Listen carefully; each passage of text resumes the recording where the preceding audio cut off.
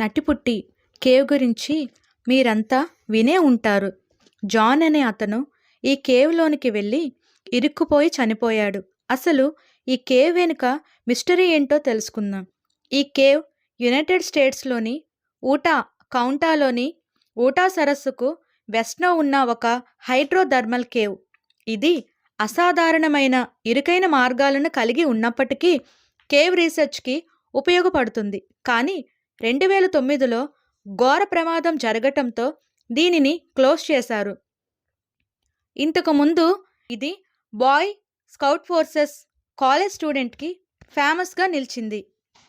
Dale Green and friends 1960లో మొదటిసారి అన్వేషించిన ఈ కేవ్ ప్రస్తుతం Utah school and institutional trust lands అండర్లో ఉంది. ఇది అనేక మార్గాలలో కనిపించే మృదువైన గోధుమ బంకమట్టి యొక్క పుట్టి లాంటి షేప్ కారణంగా ఈ కేవ్కి సిల్లి పుట్టి అని పిలవాలని అనుకున్నారు. కానీ తర్వాత నట్టి పుట్టి మంచిదని గ్రీన్ ఈ పేరుని మార్చాడు. బంకమట్టి లాంటి ఆకృతి ఇసుకలో సాధారణంగా కనిపించే సిల్క్ డయాక్సైడ్తో కూడి ఉంటుంది. సున్నపురాయిని ఏర్పరుస్తున్న అతి వేడి నీటితో గుహపైకి ఏర్పడినందున అనేక మినరల్స్ని కలిగి ఉంది. ఇది 1400 అడుగుల వెడల్పు మరియు అనేక సొరంగాలను కలిగి ఉంది. 2009కి ముందు ఈ కేవ్ లోపల బిగుతైన మలుపులు కలిగి ఉన్నాయి. ఇది అసాధారణమైన ఇరుకైన మార్గం. ఇది చాలా జాగ్రత్తగా మరియు ఖచ్చితత్వంతో పాకాల్సిన అవసరం ఉంది. 2006లో ఈ కేవ్ టూరిస్టుల సంఖ్యను పరిమితం చేయటానికి ఒక ప్రయత్నం జరిగింది. ఈ గుహకు సంవత్సరానికి 5,000 మందికి పైగా టూరిస్టులు వస్తున్నారని అంచనా వేయబడింది. చాలామంది టూరిస్టులు రాత్రిపూట ఈ కేవ్లోనికి ప్రవేశించేవారంట. సరైన జాగ్రత్తలు తీసుకోవటంలో విఫలం అవుతూ ఉండేవారంట. ఈ కేవ్ యొక్క అత్యంత ముఖ్యమైన లక్షణాలలో ఒకటైన ది బిగ్ స్లైడ్ అని పిలువబడే 45 డిగ్రీల గదిలో మరణం సంభవిస్తుందని ఊహించబడింది. 2006లో మే 24న ఒక గేటును ఏర్పాటు చేసి గుహను తాత్కాలికంగా మూసివేశారు. 2009 ప్రారంభంలో సరైన నిర్వహణతో భద్రతా చర్యలతో అంటే టూరిస్టులకి అప్లికేషన్ పద్ధతిని అమలుపరిచారు. 2009 మే 18న గుహను ప్రజల కోసం తిరిగి తెరిచారు. నవంబర్ 24, 2009న జాన్ ఎడ్వర్డ్ జోన్స్ అనే వ్యక్తి గుహలో చిక్కుకుపోయి 27 నుండి 28 గంటల పాటు గుహలో చిక్కుకొని ఉండి మరణించాడు. జోన్స్ మరియు మరో ముగ్గురు ది బర్త్ కెనాల్ కోసం వేరువేరుగా వెళ్లారు. చివరిలో మలుపు తిరిగింది.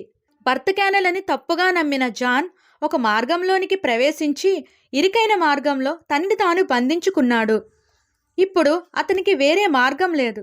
వెళ్ళటానికి వేరే చోటు లేకుండా డెడ్ ఎండ్లోనికి కనిపించాడు. ఇదే టర్న్ అని నమ్మి మొదట తల దించుకొని తలకిందులయ్యాడు. ఈ చీలిక 10 నుంచి 18 ఇంచెస్ ఉంటుంది.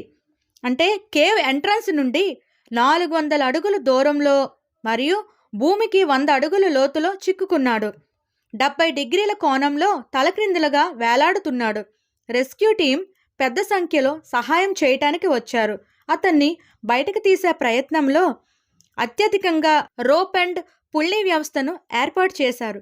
కానీ ఒత్తిడికి గురైనప్పుడు వ్యవస్థ విఫలమైంది. జోన్స్ని తిరిగి రంధ్రంలోనికి నెట్టింది. జోన్స్ తలక్రిందుల కారణంగా కొన్ని గంటల పాటు అతని శరీరం ఉంచిన ఒత్తిడి వల్ల చివరికి గుండెపోటుకు గురయ్యాడు. అతని మృతదేహాన్ని వెలికితీసే ప్రయత్నం చేయటం చాలా ప్రమాదకరమని రెస్క్యూ టీం తేల్చి చెప్పారు. ఆ ల్యాండ్ ఓనర్ మరియు జోన్స్ కుటుంబం గుహను శాశ్వతంగా మూసివేయాలని, జోన్స్కు స్మారక చిహ్నంగా మృతదేహాన్ని లోపల మూసివేయాలని ఒక ఒప్పందానికి వచ్చారు.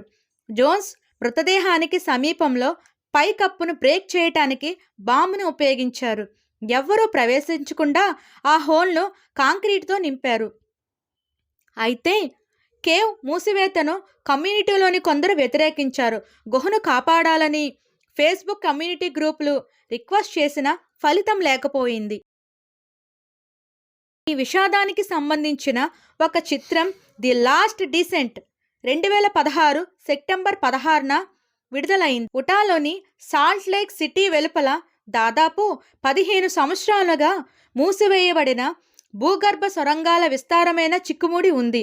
ఒకప్పుడు గుహ అన్వేషణకు మరియు థ్రిల్ కోరుకునే వారికి ఆకర్షణగా ఉన్న నట్టిపుట్టి గుహ ఇప్పుడు సమాధి మాత్రమే. జాన్ ఎడ్వర్డ్స్ జోన్స్ అనే విఫలం చెందిన రీసెర్చర్ యొక్క స్మారక ప్రదేశంగా మిగిలిపోయింది. దయచేసి ఎవరు ఇలాంటి ప్రమాదకరమైన అడ్వెంచర్స్ చేసి ప్రాణాల మీదకి తెచ్చుకోకండి ప్లీజ్.